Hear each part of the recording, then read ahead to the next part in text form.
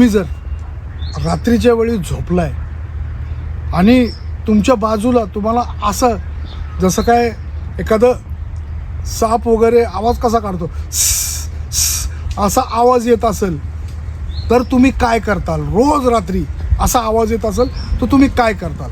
मित्रांनो, अशीच एक घटना आपल्या कोल्हापुरामध्ये घडली होती. मित्रांनो, कोल्हापुरामध्ये मुद्दामून मी त्या एरियाचं नाव सांगत नाही, काही इश्यू होतील. 4 मित्र होते आणि उडाणटप्पू मित्र होते. म्हणजे काही काम धंदा नाही, रोजचं मटण खाणं, दारू पिणं, आणि त्यांना फक्त त्यांचं एकच मत होतं, कुठनं तरी अचानक भरपूर धन भेटावं आणि आपली लाईफ सेटल व्हावं. मित्रांनो, त्या गावामध्ये आहे ना अशी अफवा होती की त्या गावाच्या बाजूला जे पडका एक वाडा आहे, त्या वाड्याच्या इथं जी विहीर आहे त्या विहिरीच्या इथं गुप्त धन लपलेलं आहे आणि ते एवढं आहे ना की त्याची गिनतीच नाही. आता हे वर्षानुवर्ष हे टवाळ चौघजण मित्र होते, हे ऐकत होते की तिथं गुप्तधन आहे, गुप्तधन आहे. आणि ह्यांनी आता हे तर उन्हाळच, ह्यांना कामधंदा करायची काय गरज नाही, काय नाही, ह्यांना फक्त आयतं खायचं, रोज मटण पाहिजेले, रोज दारू पाहिजेले, असे होते. तर ह्यांनी भरपूर वर्ष ऐकत होते आणि ह्यांनी काय केलं, एकदा बसले दारू प्यायला आणि ह्यांनी ठरवलं की अरे एवढ्या वर्ष आपण ऐकतोय तर एकदा खोंदून बघू आपण, कुठं आहे काय आहे, कुणाला माहिती असेल. तर त्यातला एक जण बोलला, अरे आमच्या बाजूची जे म्हातारी आहे ना ती खूप जुनी आहे, तिचं वय आत्ता 80 आहे, तिला सगळं माहिती आहे की तिथलं नक्की काय प्रकार आहे, ती सांगती पण गोष्टी. तर आता हे सगळे बोलले, खरं का? हा बोले. आता त्या दिवशी हे दुपारच्या पारी पिले, संध्याकाळी त्या आजीकडे गेले. ती आजी एकटीच राहायची, तिच्यासाठी थोडंफार त्यांनी मटण पार्सल घेतलं, तिला दिलं, तिला खुश केलं आणि त्या म्हातारीला विचारलं की हे जे अफवा आहे ती खरी आहे का? तर ती म्हातारी बोलली, हे अतिशय खरी गोष्ट आहे ही. त्या विहिरीच्या इथं आहे ना, त्या एक जिथनं पाणी भरतात त्याच्याच बाजूला आहे ना, जिथं उभा राहतो माणूस तिथंच निशाण आहे, त्या निशाणीच्या खाली धन लपलेलं आहे. आणि हे आम्ही लहानपणापासून ऐकतो आहे आणि भरपूर जणांना तिथं आहे ना काही वर्षापूर्वी खणल्यानंतर काय काय सोन्याची नाणी, सोन्याचे दागिने भेटलेले आहेत. आत्ता हे ऐकून हे चौघजण पूर्णपणे खुश. आता यांनी त्या म्हातारीचा निरोप घेतला, ठीक आहे आजी, जातो आम्ही, उशीर झाला आहे. आता हे गेले एका दारूच्या गुत्त्यावर, तिथं दारू पिली. ह्यांनी प्लॅनिंग केलं की उद्याच रात्री जायचं आणि खांदायचं. आता यांचं चौघांचं प्लॅनिंग झालं आणि रात्रीची वेळ जायचं होतं. दुसऱ्या दिवशी रात्रीच्या वेळी त्यांनी जे काय सामान घेतलं, फावडा खांदायला वगैरे जे काय लागतं ते नेलं. रात्री बरोबर 12 वाजता सुनसान झाले आणि ती जी विहीर होती, ते जे पडका वाडा होता, तो वाडा गावाच्या वेशीपासून लांब होता. मग ते तिथं गेले आणि त्यांनी त्या जिथनं आपण बादली टाकतो तेच निशाण सांगितलं होतं म्हातारीने, तिथंच खांदायला लागले. तिथं खांदत गेले. रात्रीची आता 1:30-2ची वेळ झाली. तर ह्यांना आहे ना अचानक आवाज यायला लागला, जसं काय खांदताना स्टील लागतं हाताला, लोखंड वगैरेचा कसा आवाज येतो तसा आवाज. आता हे चौघही खुश झाले की त्यांना वाटलं आता भेटतंय काहीतरी, म्हणून खंदत गेले. तर मित्रांनो, खाली त्यांना एक असं संदूक कशी असती तशी जुन्या काळातली जाड संदूक आढळली. साधारण 5-6 फूट खणल्यानंतर, आणि मातीच होती त्यामुळं लवकर खणलं गेलं.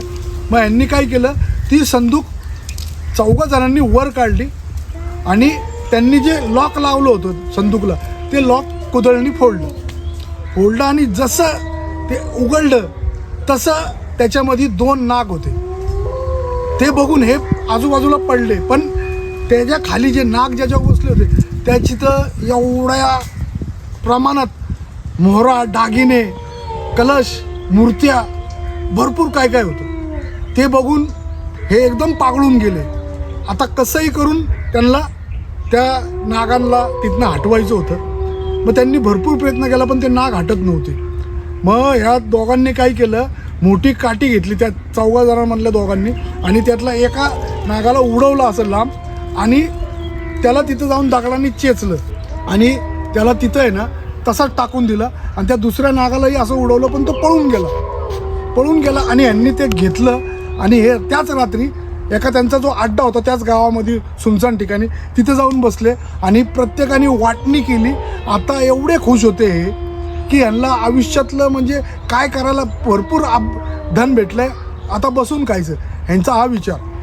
आता ह्यांनी प्रत्येकाने वाटणी केली, त्या दुसरा दिवस उगवला, आता बसून खायचं ह्यांचा हा विचार. आणि ह्यांनी प्लॅनिंग केलं की आता लवकरात लवकर जे आपल्याला भेटलं धन ते बाहेर काढायचं नाही, लोकांना डाऊट येईल. एक 5-6 महिन्यानंतरच आता आपण जे काय असेल ते इथनं निघायचं गावातनं आणि बाहेर जाऊन विकायचं, मग आयुष की जिंदगी जगायची. आता हे पूर्णपणे शांत होते, कुणाला काय बोलत नव्हते. पण आता काय व्हायला लागलं, जेव्हा पण हे रात्री दारू पितील तर ह्यांना असं जाणवायचं की आजूबाजूला कोणतरी वावरतंय, असा आवाज यायला लागला. हे घाबरायला लागले. यांना कळत नव्हतं असं काय, पण दारूच्या नशेमध्ये माणूस डेअरिंग करतो. मग आता हे काय नाही रे, आपल्याला असंच होतंय म्हणून प्रत्येकजण आपल्या घरी जायचा, झोपायचा. तर झोपला ना कोण की त्याच्या बाजूला ना असा आवाज यायला लागला. तू तर घाबरायचे, आणि कोण आहे, उठून बघायचे कोण नाही. असं का होतं, असं का. असे 7-8 दिवस लोटले, ह्या सगळ्यांना तसे आवाज हे भेटले. ते बोलले यार आम्हाला आवाज येतोय असा. तर आता ह्यांना वाटलं की आपण ज्या सापाला मारलं ज्याला, त्याचं तर नसेल. तर त्यातला एक जण बोललं नाही, तो दुसरा असेल ना, ते आपल्या मागं लागलं असेल, त्याला मारायला पाहिजे. आता शोध घेतला यांनी सगळीकडे, पण ते एकदा गेलेलं जनावर कुठं भेटणार. तर हे पूर्णपणे नाही का आता वेडे झाल्यागत झाले होते. म्हणजे त्यांना जाईल तिथं भीती वाटायला लागली. निवांत जरी घरात बसले तरी तोच आवाज, बाहेर कुठे गेले मित्रांनो तरी तोच आवाज. आता हे चौघे ना पहिले तर वेडे झाले त्या आवाजामुळं. ते असे रस्त्याने चालले की डचकायचे, रस्त्याने चालले कुणाशी बोलत असेल डचकायचे.